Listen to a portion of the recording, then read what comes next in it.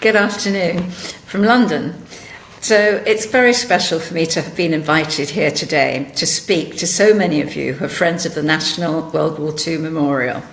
And I was especially interested to see on your website that some of you are going to go on a victory tour of Europe, I think next May, and you'll be visiting, amongst other places, Paris. And it's quite possible that today I'll be talking about some of the places you're going to visit. So today I'm going to give you a talk about my book, The Paris Girl, which was published in December 2024 by the Kensington Publishing Company in New York.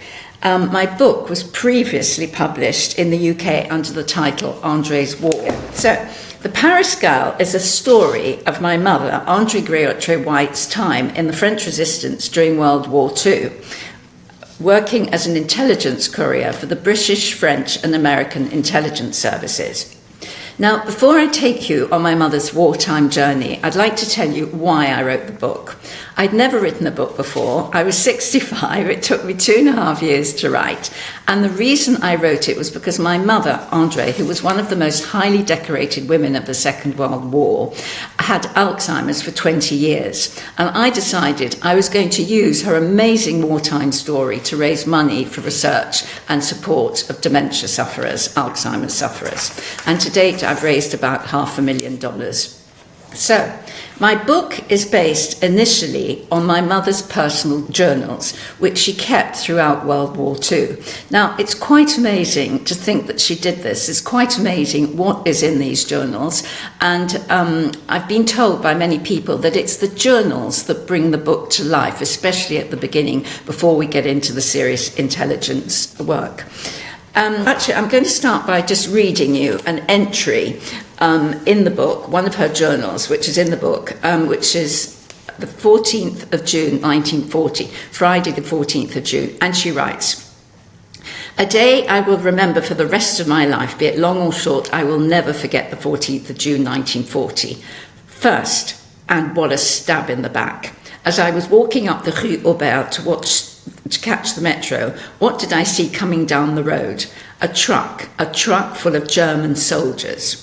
Then, at 10 o'clock on the dot, the Germans marched into police headquarters through the gates of Notre Dame. I looked out of my office, and there they were. But what a loss of face for France. What a tragedy. Paris occupied by a foreign power. I cried and I cried and I cried. Until now I'd been so brave, but at lunchtime I literally fell apart." Then another entry on the 16th of June 1940.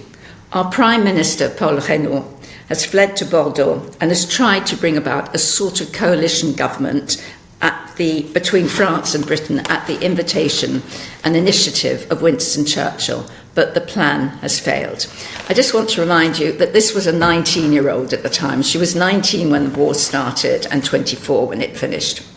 My book is based on research that I carried out in the archives of police headquarters in Paris, where Andrée worked for the whole 4 years of the war, under the scrutiny and alongside the Nazis. My book is based on research I carried out in the archives of the Ministry of Defence in Vincennes. Vincennes is where all the Second World War records are kept outside Paris.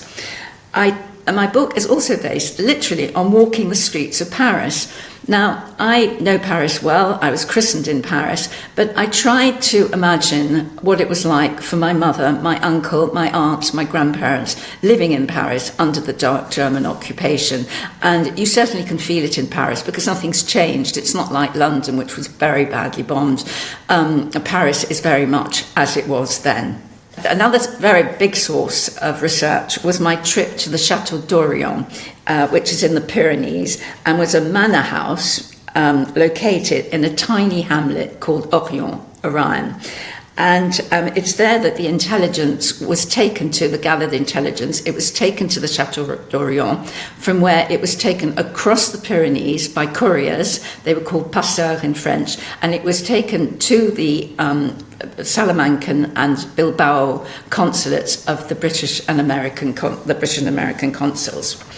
And another huge source of information for my book was another book by a Frenchman called Alain Gandhi. La jeunesse et la résistance, le réseau Orient, 1940-1944. And this is a book which my uncle, Andrée Griotteray, who was the leader of the group, asked the author to write about the Orient resistance group. And it's based on and also my book is based on conversations I had with a friend of my mother's who's called François Claire. He's 105. He knows I'm talking to you today, and he was part of the resistance, and he lives all by himself in a house in the middle of a huge garden, in the middle of a huge field, in the middle of Fontainebleau, the forest of Fontainebleau, which, as you possibly know, is just outside Paris. Andrée was as I said, was one of the most highly decorated women of the Second World War. She was French, and in 1947, she also became British by marrying my father. In 1944, she was awarded the Croix de Guerre, which is a medal given in France or in Belgium for an outstanding act of courage when the country is at war. And I'll come back to why she was given this medal. She was also given the Médaille de la Résistance. This is a medal which was given mainly by Général de Gaulle for people who had been working directly for him in the resistance. And only 65,000 were awarded. She was also given the Order of Merit and the French Order of Merit. And then in 1995, literally 50 years after the end of Second World War, my mother was given the Legion of Honor, a military Legion of Honor. And the Legion of Honor is France's highest award. And you might well ask why it took 50 years. Well, I don't know how many ladies are listening to this talk, but the chaps had to go first.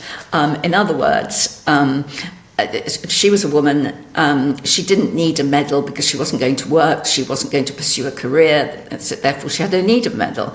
And I also think that possibly one of her greatest crimes, literally, was marrying an Englishman and leaving France. But my mother was a very unassuming lady. She had a very strong personality, but she was a very unassuming lady. And she did say, it should have been given to me 50 years ago, not now. And she was right. It was given to her for her services during World War II, so why it took 50 years. Anyway, there you go. So, how did my mother's journey into the French resistance start? How did it come about? Well, it all started in 1940 when she obtained a job working at police headquarters in Paris for a man called Roger Langeron. Langeron was the head of the Paris police force. He was a family friend, and he recruited my mother to work in the passport and ID department. Now, one of the main advantages of working at police headquarters is that she was able to obtain the Armistice, which were the permits which you needed to travel around France during the war. Now, you couldn't just get on a train or a bus and go from A to B or go and see your family somewhere unless you had a very good reason, and then you had to apply for this permit, this Armistice. But because she was working at police headquarters amongst Nazis, amongst the police, she would say to them, do you mind if I go and see my aunt in the south of France? Or do you mind if I go and see my boyfriend in such and such a place? And of course, because they were all working together, they just gave them to her. They didn't ask much about it. Little did they know that this favourite aunt, basically in the Pyrenees, who was supposedly an aunt, was running their resistance headquarters. So she also was in a position where she was able to steal ID cards and pass these on to Jewish people who were trying to escape France. Paris Girl starts in 1939 and finishes in 1945, as I said, with the arrival of my father in the RAF. And her first act of resistance at police headquarters was being part of a group working there who were trying or attempted to get the archives at police headquarters out of Paris. Now, why would they want to do this? Well, these archives contained details of all foreigners living in Paris. And, well, okay, foreigners living in Paris, so there you go. But there were a lot of Jewish people who had registered their presence in Paris at police headquarters, which they had to do because they were German, they were Austrian, they'd escaped Nazism already, and there they were in Paris. And the head of police wanted to make sure that this information did not fall into the hands of the Nazis. And in the most extraordinary operation, which literally took 48 hours, a large part of the people working at police headquarters packed up all the archives and arranged to get them out of Paris. Now, to know what happened, you'll have to buy my book, you'll have to read the story. It didn't turn out very well. The next thing she did at police headquarters was type up and print an underground newspaper. Now, when I say it was a newspaper, it was more of a pamphlet. My uncle, her brother, who was the leader of the group, was a student at the Sorbonne, and he had access to censored press, and he decided he would start up a newsletter, and he would use it to entice youngsters, mainly students, to resist the occupation. Now, he and his friends drew up this newspaper. That was fine, but they needed to have this newspaper printed. They needed it typed up, they needed it printed, or roneoed. And they thought to themselves, they had no money, and they thought to themselves, well, who can we get to do this? Remember, they were only 18, 19, they were so young. And they thought to themselves, oh, we've got an idea, Andrée, she's working at police headquarters, no problem, lots of money there, lots of Roneo machines, lots of ink, she'll do it. And my mother would literally take this journal, the script, into police headquarters, type it up under the eyes of the Nazis, Rono it, and then she was part of the team who would distribute it, mainly in the Laeken Quarter, because it was mainly directed, as I said, at youngsters. Just thought you'd be amused by this, is that my mother was a seriously unassuming lady, but she had a very strong personality. But right to the end of her life, she didn't used to talk very much about being in the resistance. It was never about boasting about it. You just didn't do it. I mean, people didn't do that. But she would boast about this underground newspaper because she would say, those Germans, they were so stupid. They were such incompetent people. They had no idea what I was doing. And right to the end of her life, she liked to belittle them by saying that. And it was her way of humiliating them. The most important edition of this underground newspaper was the one leading up to the 11th of November 1940, Armistice Day. Now, in Paris, as in other parts of the world, the Parisians, the French people, commemorated Armistice Day by going up to the Étoile, the L'Arc de Triomphe, where they would pay homage to the unknown soldier who lies underneath the Étoile. And in 1940, the German commandant of Paris, sensing there would be trouble, forbade any form of commemoration whatsoever. Despite this, it is estimated that between 3,000 to 5,000 people, mainly youngsters, mainly students, demonstrated at the Étoile, at the Arc de Triomphe, against the German occupation of France. It took everyone by surprise. No one had any idea what was going on. The German police had no idea, the Wehrmacht, the French police, British intelligence. And as you can imagine, it turned very, very nasty. That night, news got through to Winston Churchill in London of what had happened, and the following day he invited Le Général de Gaulle, to speak on the BBC, and Le Général said, Les Français viennent de me parler. The people of France have spoken to me. And in America, you may not be so aware of this part of history, but Général de Gaulle was all by himself in London. He'd escaped France in June. If he'd been caught trying to escape France, he would have been shot as a traitor because he refused to join the collaboration government. He got himself to London. He was recognised by Churchill or by the government as being the leader of the Free French, but there weren't that many Free French in 1914 in London. And he really didn't know what sort of support there was for what he was trying to do in London. And this demonstration at the Étoile gave him such a boost to his confidence. This was a wonderful thing. And those youngsters who were at the Étoile on the 11th of November 1940, amongst whom were my mother, my uncle, and a lot of their friends, and my 105-year-old friend, became the founding members of an organisation which, after the war, would be referred to as the French Resistance. It wasn't referred to as the French Resistance during the war, and my 105-year-old keeps telling me that when I talk to him about it. So what exactly was the Orient Resistance Group, for whom Andrée moved on to work for as an intelligence courier from her base at police headquarters. Well, the Orient Resistance Group was a group set up by my uncle, Andrée Griotteray, in 1940. He was only 18 when he set up this group. He was recognised at the end of the Second World War as having been the leader of only 200 resistance groups which were recognised by the government, and he was basically the youngest resistance group leader in France. There were 15 full-time agents, of which one is my 105-year-old, and they were, all of them were working directly for a chap called Henri d'Astier de la Vigerie. Now, he was the head of the resistance in Algeria, French North Africa, and he was working directly for de Gaulle in London. And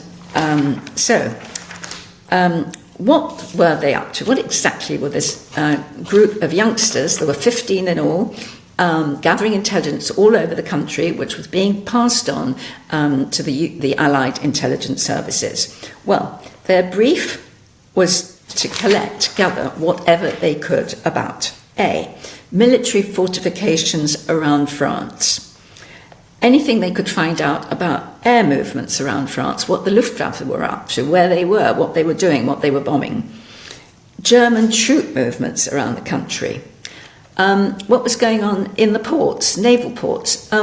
One of them, who helped me with my book, his father had served as an admiral in the First World War. This chap, this admiral, was retired by the time the Second World War arrived, but he lived in Brittany, and he walked around, as older people did, just observing what was going on. Anything and everything he picked up, off it went to the Allied intelligence services.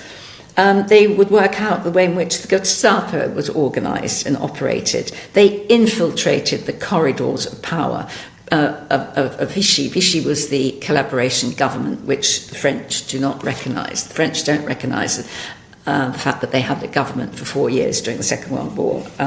It's a horrendous part of French history, especially if you're like me, half French. And they also, another really interesting thing, so they had one of the guys in the group, his father ran the Renault car factory. Now, during the war, cars weren't produced, they were producing trucks, and he was running the Renault car factory. Well, you probably know it's one of the big French car manufacturers. Anyway, so he might have been considered a collaborator for doing what he was doing. He had no choice. Anything and everything about car production, truck production in France, off it went to the Allies. And the other thing they did, which was also quite extraordinary, is my uncle told me one day, when I was much older, that he was responsible for getting 1,000 youngsters out of France. These were young Frenchmen in their early 20s, late teens, who wanted to get out of France to join the French army. He arranged for them to get over the Pyrenees into Spain and down to French North Africa. So, again, I just want to repeat where all this intelligence was going to.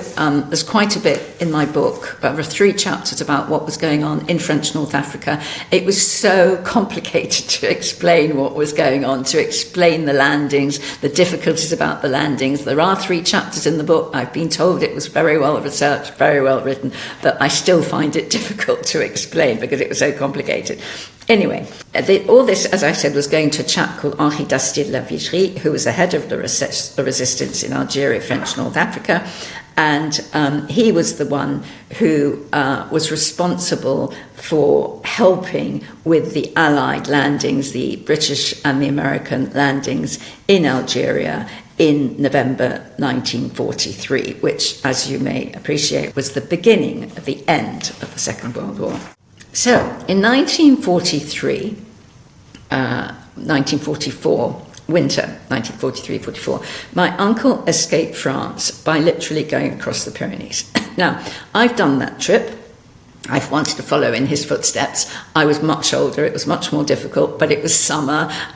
There was no threat of the French police picking me up in France. There was no threat of the Guardia Civil picking me up in Spain and throwing me into prison. I had food, I had the sun. Can you imagine how frightening it was for these young men doing it in 1943, 1944? Absolutely terrifying. And of course they did it in winter, because it was probably in some ways safer to do it in winter. So it was snowing, it was cold, they slipped, they couldn't sleep for 48 hours because they just had to keep going. There's a chapter all about it. But anyway, he got himself into Spain. He spent time in the Miranda prison, which was infamous for putting in people escaping from France. And then he managed to, he was released thanks to money that was put up by the American intelligence services. And off he went to I think it was Morocco, I'm not Algeria, Morocco, where he was recruited into the French army. Now, the American intelligence services were aware of what my uncle had done in the resistance in France up to 1943, and they wanted to recruit him to work for the Overseas Strategic Services, today's CIA. And just the background, and you probably will know this, is that Europe was divided from an intelligence point of view between the British SOE and the American OSS. And France came under the auspices of SOE, but the Americans wanted a few people of their own people there, and one of the people they recruited was my uncle, who was trained up as an Overseas Strategic Services officer, and was then parachuted blind into occupied France. Now, this is another story, in that I remember him telling me that when he was parachuted blind into occupied France, he was parachuted, he was meant to be parachuted near this hamlet, Orient, where the chateau was, this house which was their base. And he said to me, that American pilot, he got the place wrong. He dropped me 10 kilometres away. And he told me this. And I was thinking to myself, and I never dared say anything to my uncle.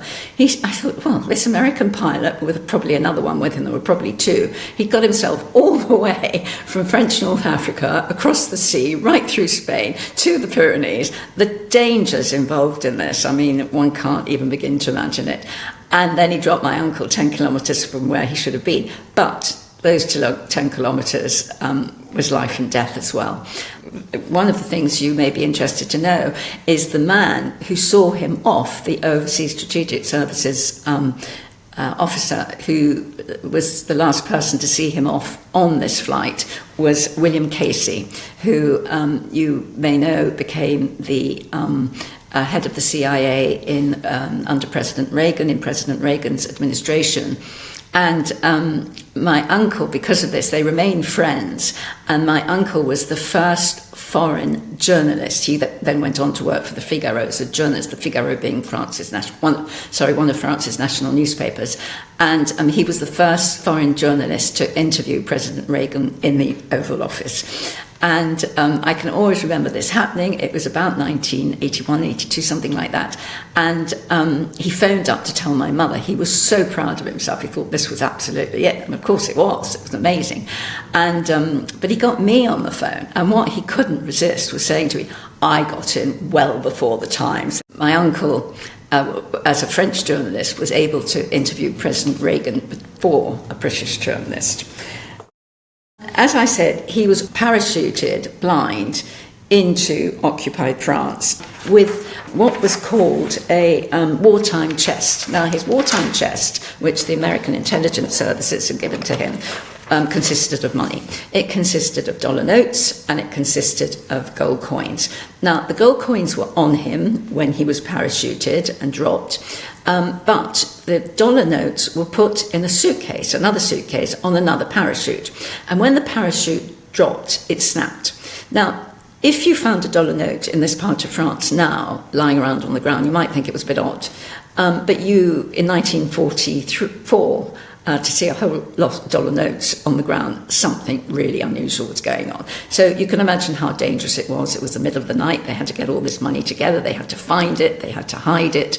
And then they had to get it back to Paris because that's where they were based. And this was their wartime, in French called coffre-fort.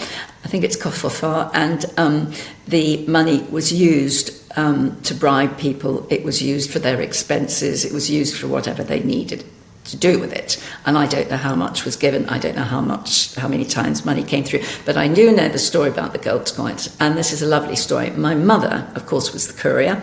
And my mother was sent down to bring the gold coins back to Paris. And she had to work out how to do this. There's a chapter in the book about it. And she decided to buy a girdle. And she sewed all these gold coins into this girdle and brought them back to Paris. Now, I don't know if she did 1 trip, 2 trips, whatever she did. It's recognised that it was much less dangerous for women to act as couriers because women were less likely to be approached. They were less likely to be searched, unlike today where men and women are treated the same way. They wouldn't have been. There was a bit more respect towards women. Anyway, she brought these gold coins back to Paris, but there was one that she couldn't get into the girdle. And so she said to my uncle, what should I do with it? And he said, why don't you go and buy those shoes you wanted? And so she would carry on quite long in later life and say, I took this gold coin I shouldn't have taken from the overseas strategic services and I bought myself some shoes with them. But the point about telling you this story is it's nowhere. You could say it was hearsay, except that my mother told me the story, but it's not recorded in anything anywhere. And it's always difficult when you're writing a historical autobiography, which I've written, to put things in which aren't backed up, because the editors don't like that. And anyway, I was giving a talk at a very big book festival in England, and I started telling this story. And this lady in the audience went, I know that story, Andrée told me that story. And I thought, great, and it's on record. So I just tell you that the book consists, apart from the historical factors, there's a number of chapters, and one of them talks about her arrest on the 17th of July 1944 when she was given the Croix de Guerre. Basically, she was a courier. She was travelling from Paris to Bordeaux, and she was arrested when she arrived in Bordeaux. By the Wehrmacht, subsequently interrogated by the Gestapo.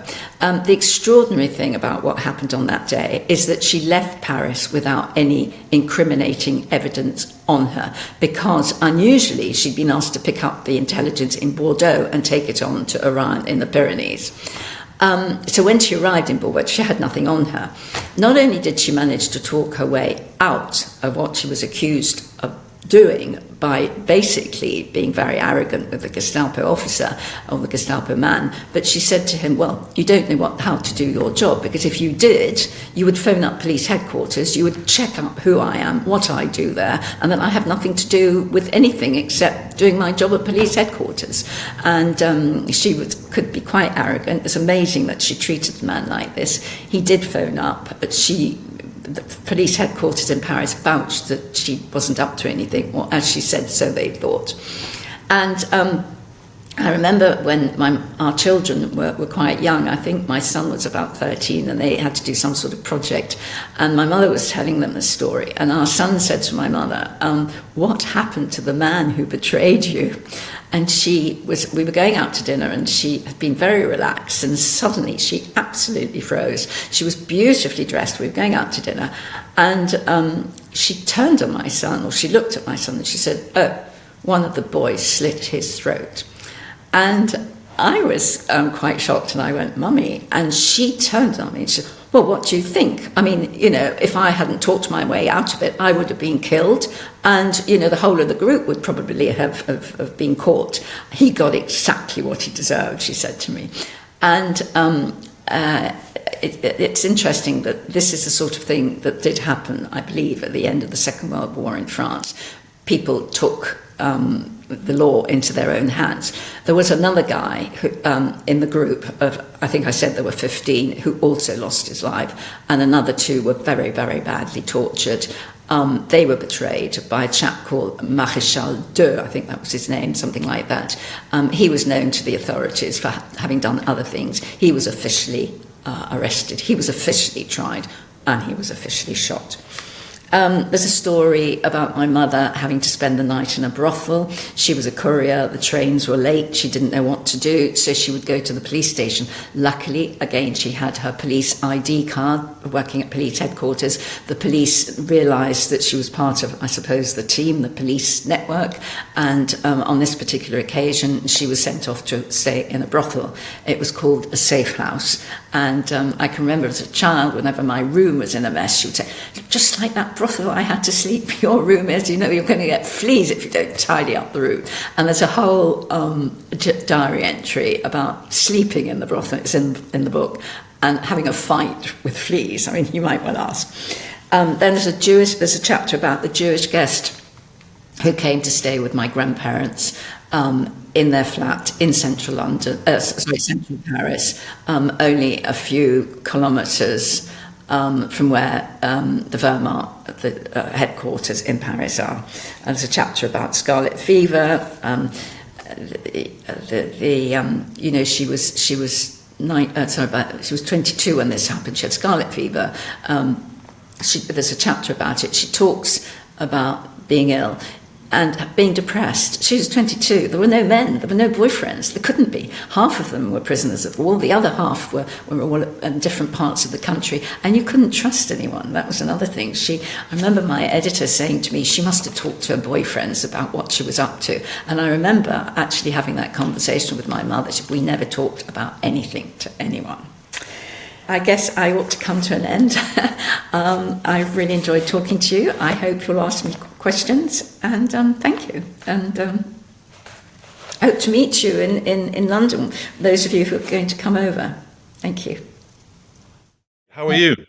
I'm fine, thank you. Are you okay? Yeah, we're good. Where are you joining us from? I'm actually in Prague. Oh, wow. London. What are you doing in Prague? We've come to a 60th birthday party. So that's why we're in Prague. You have the perfect bloodline. You're like half French, English. You had a father who was in the RAF. I'm bowled over. You've got it all. Thank you for joining us again. But rather than delve into the wonderful story about the French resistance, first of all, I'm going to point out that on page 206 of your book, which I'm urging everybody to buy, obviously, you mention the Goering Hotel. Now, the reason why I bring this up, first of all, is because we would love to meet you in London. And guess where we would like you to be, perhaps, if the powers that be will okay it, and I hope they will. Guess where we have a dinner every time we come to Paris? We have dinner at the Goering Hotel. How extraordinary! We would love you to be our guests of honor. I'd love to come. I'd love to meet you all. It'd be super. Thank you. That would be amazing for us, because not only would we get to meet you, but we'd be in a place that had great emotional significance to you and your mum. Yes. Well, that's very much so. All right. Well, Holly will be in touch, hopefully, or I will be, and we'll try and make that work. It's in May. We come in the early May. Okay. So one of the questions that I want to always ask anybody that's written about the French resistance or any resistance movement is, what is it about your mother, unlike the 99% of French people who lived through the war, because less than 1% of French people or any people in any occupied country joined the resistance. What was it about your mother that made her special, that made her part of these 1%ers, these people that risked everything to become part of an organization where if they were discovered, they were often instantly shot? The price was just enormous. What was it in her background that made her do what she did? Well, the only thing I can say is what she used to say and what she told me, because obviously I asked her the question. And she said, we didn't think about it. She said, it was so devastating to have had the Nazis come into your country, Germans occupying your country, that she said we would do anything to get rid of them. And we would do also, they absolutely worshipped General de Gaulle as soon as they knew about what he was trying to do. And she would say we would do anything to help de Gaulle. And the other thing she would say is, she said, we were young. When you're young, you don't think of what you're doing. You know, it's like you go on a black piste on when you're skiing. You just don't think of the dangers when you're younger. And that's what she used to say. It was nothing about bravery. It was just getting on with it, getting rid of the Germans. And as I got older and met more people who hadn't been in the resistance, French people I met, I just thought it was the norm for everyone to have been in the resistance. It didn't occur to me that everybody didn't try to do something to resist the occupation. And I think a lot of French people did, and a lot of French did it without, saying anything about it. So, going back to your mother's upbringing, though, were there certain factors, religiosity, a pride in her country? Were there certain factors that made her? Sorry? Were there certain factors that made her more inclined to join the resistance? Yeah, well, there were two things. I mean, I suppose, first of all, as a youngster, she was sent to England when she was 16 for 2 years by herself, which in those days, to sort of from France to London or in the country in England, was quite an unusual thing for a 16-year-old to go and stay with an English family. But also, the reason her resistance group came about was because of my grandmother, her mother, who had worked as an intelligence courier, well, for British intelligence during the First World War. She was Belgian, and she would take intelligence from Belgium through neutral Holland to the UK. And I think that was partly how it all came about. And the guy who was in the Belgian army, who my grandmother was working for at the time, and remember, my grandmother at the time of the First World War would have been 21, 22. And it was very much following in her footsteps, I guess. Okay, we have a couple of Not comments. really answering your question, am I? No, I mean, I think that's a good answer. We have a couple of questions or statements. Louise says, "Love the book and for such an important cause. Thank you, Francelle." Before I go any further, how can we help your cause? Are there any charities that we should know about? How can we help you directly with your cause? Well, if you would like to donate to Alzheimer's research, it would be great, being in America, if you could make a donation to the Mayo Clinic in Rochester. And the reason for that was because the whole book started at a drinks party I went to at the American Residence in London, where I met a doctor, a neurologist, who had been invited by the ambassador to talk about Alzheimer's. And I was at this party at the American Embassy, and I met a chap who I started talking to, and it turned out he was a publisher. And I told him about my book, and he said, I'm interested. And that's how the story came about. Well, the story of my writing the book.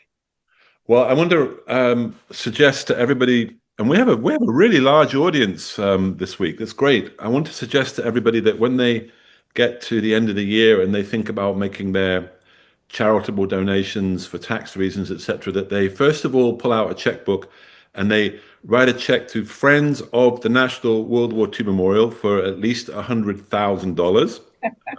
You may then get invited to the Goering Hotel to meet our special guest. And then they write out another big check to an Alzheimer's charity. Can I ask you about, it's a broader question, and I don't want you to feel uncomfortable when I ask this, but why do you think Europe succumbed to fascism? Why did your mother have to do what she did? Why did World War II come about? What were the underlying reasons for the fall of European democracy? Oh, that's quite an intellectual question. Yeah, well, we try. Well, they say that the Second World War started because of the way the Allies treated the Germans at the end of the First World War, and belittled them. And maybe that was one of the reasons. One of the other reasons was Germany was suffering terribly at the time. They had high unemployment. They had and currency that was just decreasing in value by the hour. They could barely buy food, and that brought about fascism. When you look at the way that, I mean, there was a wonderful moments in your presentation, and one of the ones that struck me was the fact that your mother still felt pretty strongly about those who betrayed, those who collaborated, and I think you mentioned that one betrayer had his throat slit. Yeah, Particularly French way of enacting revenge. Which yeah. brings me on to, I wanted to, without taking up too much time, I wanted to read to you a few statistics and get your reaction. So, around about the same number, give or take 1,000 or so, of Nazis were executed or killed at the end of World War II and the immediate few years after World War II. It's around about 10,000. But the French themselves killed, murdered, executed, officially and unofficially, around about the same number. So let me read this to you. About 300,000 cases of collaboration were investigated. 300,000 cases. From 1944 to 1951, official courts in France sentenced 6,763 people to death. Only 791 executions were carried out, including Pierre Laval, who was the Vichy Premier. But that's 791 executions. Loss of citizenship privileges. That means that their citizenship was taken away, or they lost the privileges of being French. 49,723 people. There were two kinds of what's called épuration, as you know, that's a cleansing. There was the legal cleansing, and then what they called the épuration sauvage.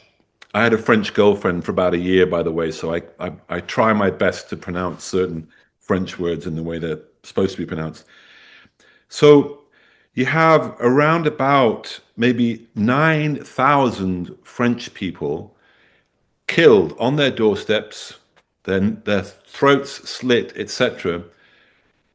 After liberation, immediately prior to liberation and after liberation in France, 9,000 French civilians killed by their own people in this wave of violence, anger. And I think if you look at World War One, the sort of what happened to the German people, that they felt humiliated, defeated, and that we stamped on their faces and rubbed their defeat into them. There was this massive explosion of anger and rage in France at those who had collaborated. This is not something we often read about in history books, but it's a really interesting part of the French history. How do you feel about that wave of violence that consumed France, where people were being shot when they answered the door just because of rumors? I have to say, I didn't know the figures were so high.